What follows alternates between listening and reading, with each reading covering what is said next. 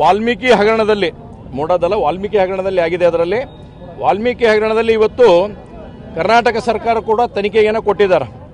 ಅವರು ಕೊಟ್ಟು ಸರ್ಕಾರದ ವತಿಯಿಂದ ತನಿಖೆ ಆಗಬೇಕಂತೇಳಿ ತನಿಖೆಯನ್ನು ಮಾಡಿಸಿದ್ರು. ಆದರೆ ನಾವು ಅವತ್ತೇ ದಿವಸ ವಿಧಾನಸೌಧದಲ್ಲಿ ಅಧಿವೇಶನ ನಡೆದಂಥ ಸಂದರ್ಭದಲ್ಲಿ ನಾವು ಭಾಳ ಸ್ಪಷ್ಟವಾಗಿ ಹೇಳಿದ್ವಿ.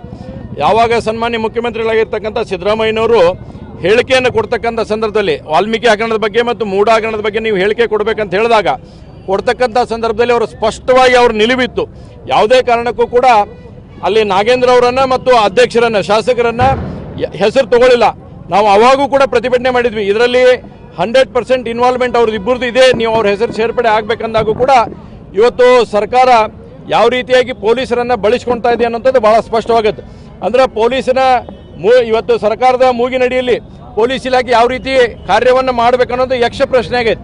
ಅವತ್ತೇ ನಮ್ಮ ಉಪಮುಖ್ಯಮಂತ್ರಿಗಳಾಗಿರ್ತಕ್ಕಂಥ DK ಶಿವಕುಮಾರ್ ಹೇಳಿದರು ಕ್ಲೀನ್ ಚಿಟ್ ಆಕೈತಿ ಅನ್ನೋ ಮಾತನ್ನು ಸ್ಪಷ್ಟವಾಗಿ ಹೇಳ್ತಕ್ಕಂಥದ್ದನ್ನು ಕೂಡ ನಾವು ನೋಡಿದ್ವಿ. ಆದರೆ ಇವತ್ತು ED ಅವರು ಸಲ್ಲಿಸಿರ್ತಕ್ಕಂಥ ಚಾರ್ಜ್ ಶೀಟ್ನಲ್ಲಿ ಭಾಳ ಸ್ಪಷ್ಟವಾಗಿ ಇವತ್ತು ಗೋಚರ ಆಗಿದೆ. ನಾಗೇಂದ್ರ ಅವರು ಮತ್ತು ನಿಗಮದ ಅಧ್ಯಕ್ಷರು, ಅಧಿಕಾರಿಗಳು ಎಲ್ಲರೂ ಕೂಡ ಇದರಲ್ಲಿ ಸಮಪಾಲು ಸಮಬಾಳು ಅನ್ನುವಂಥ ನಿಟ್ಟಿನಲ್ಲಿ ಬಳಸಿಕೊಂಡಿದ್ದಾರೆ. ತೆಲಂಗಾಣ ಪ್ರದೇಶಕ್ಕೆ ಹೋಗಿರ್ತಕ್ಕಂಥ ಹಣದ ಮೂಲವನ್ನು ಹಿಡ್ಕೊಂಡು ಎಲ್ಲವನ್ನು ನೋಡಿದಾಗ ಕಾಂಗ್ರೆಸ್ ಇದರಲ್ಲಿ ಸಂಪೂರ್ಣ ಭಾಗಿಯಾಗಿದ್ದು ಅನ್ನುವಂಥದ್ದು ಅಷ್ಟೇ ಸ್ಪಷ್ಟವಾಗ್ತಾ ಇದೆ. ಯಾಕಂದರೆ ನಾಗೇಂದ್ರ ಅವರಿಗೆ ಇನ್ಸ್ಟ್ರಕ್ಷನ್ ಕೊಟ್ಟವ್ರು ಯಾರು ಅನ್ನುವಂಥದ್ದು ಅಷ್ಟೇ ಈಗ ಹೊರಗಡೆ ಬರಬೇಕಾಗೈತೆ. ಈಗ ನಾಗೇಂದ್ರ ಅವ್ರ ಮಟ್ಟ ಬಂದು ನಿಂತೈತೆ. ನಾಗೇಂದ್ರಿಗೆ ಇನ್ಸ್ಟ್ರಕ್ಷನ್ ಓರಲ್ ಇನ್ಸ್ಟ್ರಕ್ಷನ್ ಕೊಟ್ಟವ್ರು ಯಾರು ಅನ್ನೋದು ಹೊರಗಡೆ ಬಂತಂದ್ರೆ ಇನ್ನೂ ಸತ್ಯಾಸತ್ಯತೆ ಭಾಳಷ್ಟು ಹೊರಗೆ ಬರುತ್ತೆ. ಡೆಫಿನೆಟ್ಲಿ ಇನ್ಯಾರು ಬೇರೆ ಬೇರೆ ಪ್ರಶ್ನೆನೇ ಇಲ್ಲ. 100% ಅದು ಇನ್ನೊಂದು ಹೊರಗೆ ಬರುತ್ತೆ. ಈ ಮೂಡ ಹಗರಣದಲ್ಲಿ ಇವತ್ತು ನ್ಯಾಯಾಲಯದಲ್ಲಿ ನಡೆದಿರ್ತಕ್ಕಂಥ ಸಂಗತಿ ನೋಡಿದ್ದೇವೆ. ನಾನೇನು ಇಲ್ಲ, ನಾನು ಯಾವುದೂ ಮಾಡಿಲ್ಲ, ನನಗೆ ಕಪ್ಪು ಚುಕ್ಕೆ ಇಲ್ಲ, 40 ವರ್ಷ ರಾಜಕಾರಣ ಅಂತ ಹೇಳಿದವರು ಇವತ್ತು ಯಾವ ರೀತಿ ಕಪ್ಪು ಚುಕ್ಕೆ ಹಚ್ಕೊಂತಾರೆ ಅನ್ನೋದು ಇನ್ನೊಂದು ಬಹುಶಃ 4-5 ದಿವಸನಾಗ ಸ್ಪಷ್ಟ ಆಗ್ಬೋದು ಅಂತ ಈಗಿದೆ.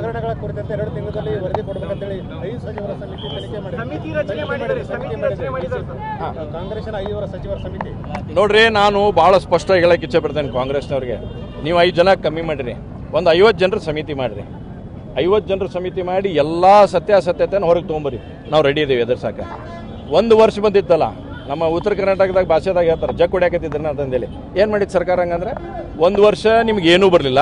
ಈಗ ನಿಮ್ಮ ಬುಡಕ್ಕೆ ಬಂದ ಕೂಡೇನ ನೆಲದ ಬುಡಕ್ಕೆ ನಿಮ್ಮ ಪಾದದ ಕೆಳಗೆ ನೀರು ಬಂದ ತಕ್ಷಣ ಇನ್ನೊಬ್ಬರು ಪಾದದ ಕೆಳಗೆ ನೀರು ಬಿಡೋ ಪ್ರಯತ್ನ ಮಾಡಾಕತ್ತೀರಿ. ನಿಮ್ದು ಏನು ತನಿಖೆ ಮಾಡೋದೈತಿ, ಯಾವ ತನಿಖೆ ಮಾಡೋದೈತಿ, ಎಲ್ಲ ತನಿಖೆಗಳನ್ನು ಮಾಡಿರಿ.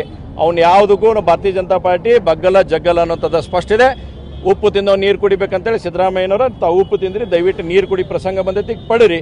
ನೀವು 5 ಜನ ಅಲ್ಲ 50 ಜನ ಇಟ್ಕೊಂಡು ಎನ್ಕ್ವೈರಿ ಮಾಡಿಸ್ರಿ, ನಮ್ದು ಯಾವುದೇ ರೀತಿ ಅಭ್ಯಂತರ ಇಲ್ಲ. ನೋಡಿ, ಸರ್ಕಾರ ದೇಶದಲ್ಲಿ ಯಾವಾಗ ಕಾಂಗ್ರೆಸ್ ಪಾರ್ಟಿ ಸರ್ಕಾರ ಬರುತ್ತೆ, ಬೇರೆ ಬೇರೆ ರಾಜ್ಯಗಳಲ್ಲಿ ಕಾಂಗ್ರೆಸ್ ಪಾರ್ಟಿ ಸರ್ಕಾರ ಬಂದಾಗ ದೇಶ ವಿದ್ರೋಹಿ ಘಟನೆಗಳು ನಡೀತಕ್ಕಂಥದ್ದು ಸಾಮಾನ್ಯ ಅನ್ನೋತಕ್ಕದ್ದು ಆಗೈತೆ. ಯಾಕಂದ್ರೆ ಇವತ್ತೇನಾಗ್ತಾ ಇದೆ, ಈ ರೀತಿಯಾದಂಥ ಸರ್ಕಾರಗಳು ಬಂದಾಗ ಅವ್ರಿಗೊಂಥರ ಫ್ರೀ ಬರ್ಡ್ ಅನ್ನುವಂಥ ನಿಟ್ಟಿನಲ್ಲಿ ಇವತ್ತು ಭಯೋತ್ಪಾದಕರಿಗೆ ಉಗ್ರಗಾಮಿಗಳು ಹೆಚ್ಚಿದೆ. ಇವತ್ತು ಇಲ್ಲಿನೂ ಕೂಡ ತನಿಖೆ ಮಾಡಿದರು, ಏನೂ ಆಗಲಿಲ್ಲ. ಸರ್ಕಾರದ ಕಡೆನೇ ಕಾಂಗ್ರೆಸ್ ಪಾರ್ಟಿ ಸರ್ಕಾರ ತನಿಖೆ ಕೊಡ್ತು, ಏನಾಗಲಿಲ್ಲ. ಆದರೆ ಇವತ್ತು NIAದವರು ತನಿಖೆ ಮಾಡಿದಂಥ ಸಂದರ್ಭದಲ್ಲಿ ಎಲ್ಲ ಸತ್ಯಾಸತ್ಯತೆಯನ್ನು ಹೊರಗಿಟ್ಟಿದ್ದಾರೆ. ಭಾರತೀಯ ಜನತಾ ಪಾರ್ಟಿ ಈಗ ಮೊದಲೇ ಸಲ ಅಲ್ಲ, ಹಿಂದೂ ಕೂಡ ಒಂದು ಬಾಂಬ್ ಬ್ಲಾಸ್ಟ್ ಮಾಡ್ಯಾರ. ಈಗ 2ನೇ ಸಲನೂ ಕೂಡ ಪ್ರಯತ್ನ ಮಾಡುವಂಥದ್ದನ್ನು ಆಗಿದೆ ಅಂತಕ್ಕಂಥ ವರದಿಯಲ್ಲಿ ಚಾರ್ಜ್ ಶೀಟ್ನಲ್ಲಿ ಬಂದಿರತಕ್ಕಂಥ ವರದಿಗಳನ್ನು ಮತ್ತು ಆ ಭಯೋತ್ಪಾದಕರ ಕೊಟ್ಟಿರ್ತಕ್ಕಂಥ ವರದಿಗಳನ್ನು ನೋಡಿದರೆ ಇವತ್ತು ಹಿಂದೂ ನಾಯಕರನ್ನು, ಹಿಂದೂ ಭಾರತೀಯ ಜನತಾ ಪಾರ್ಟಿಯನ್ನು ಟಾರ್ಗೆಟ್ ಮಾಡುವಂಥಲ್ಲಿ ಅವರು ನಡೀತಾ ಇದೆ. ಆದರೆ ಇವತ್ತು ದೇಶಕ್ಕೆ ಸದೃಢವಾಗಿರ್ತಕ್ಕಂಥ ನಾಯಕತ್ವ ಇದ್ದಿದ್ದ ಕಾರಣಕ್ಕಾಗಿ ಇವೆಲ್ಲವೂ ಕೂಡ ಹುಸಿಗೊಳಿಸ್ತಕ್ಕಂಥದ್ದನ್ನು ಕೇಂದ್ರ ನಾಯಕತ್ವ ಮಾಡ್ತಾ ಇದೆ. ಕರ್ನಾಟಕ ಸರ್ಕಾರ, ಕಾಂಗ್ರೆಸ್ ಪಾರ್ಟಿ ಸರ್ಕಾರ ಇನ್ನಾದರೂ ಕೂಡ ಎಚ್ಚೆತ್ತುಕೊಳ್ಬೇಕನ್ನುವಂಥ ಆಗ್ರಹವನ್ನು ಮಾಡ್ತಾರೆ. ನಿನ್ನೆ ದಿವಸ ಫ್ಲೈಓವರ್ ಕಾಮಗಾರಿ ನಡೆದಂಥ ಸಂದರ್ಭದಲ್ಲಿ ಒಬ್ಬ ASI ಅವರಿಗೆ ಒಂದು ರಾಡ್ ಬಿದ್ದು ಅದರ ತಲೆಗೆ ಗಾಯ ಆಗಿದೆ ಅನ್ನೋಂಥದ್ದು ಮಾಹಿತಿಯನ್ನು ಕೂಡ ನಾನು ಪಡ್ಕೊಂಡಿದ್ದೇನೆ.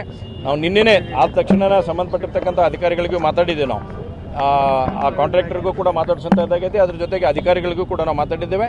ಯಾವುದೇ ಕಾರಣಕ್ಕೂ ನಿರ್ಲಕ್ಷ್ಯ ಅನ್ನೋಂಥದ್ದು ಆಗಬಾರ್ದು.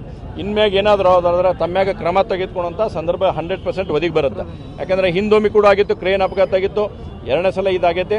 ಸರ್ಕಾರ ಆಮೇಲೆ ಇಲ್ಲಿ ಅಧಿಕಾರಿಗಳು ಇದರ ಬಗ್ಗೆ ಸಂಪೂರ್ಣವಾಗಿರ್ತಕ್ಕಂಥ ಮುನ್ನೆಚ್ಚರಿಕೆ ತೊಗೋಬೇಕು.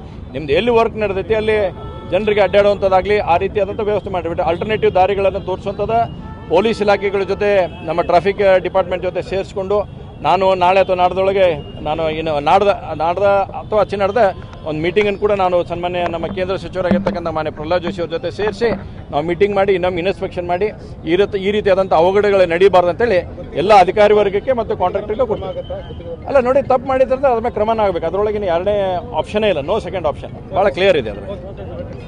ಕನ್ನಡಿಗರ ಮೆಚ್ಚಿನ ನಿಮ್ಮ ಪಬ್ಲಿಕ್ ನ್ಯೂಸ್ ಪವರ್ ಕನ್ನಡ. ನಮ್ಮ ಚಾನೆಲ್ ಫಾಲೋ ಮಾಡಿ, ಸಬ್ಸ್ಕ್ರೈಬ್ ಮಾಡಿ, ನೋಟಿಫಿಕೇಶನ್ ಆನ್ ಮಾಡಿ.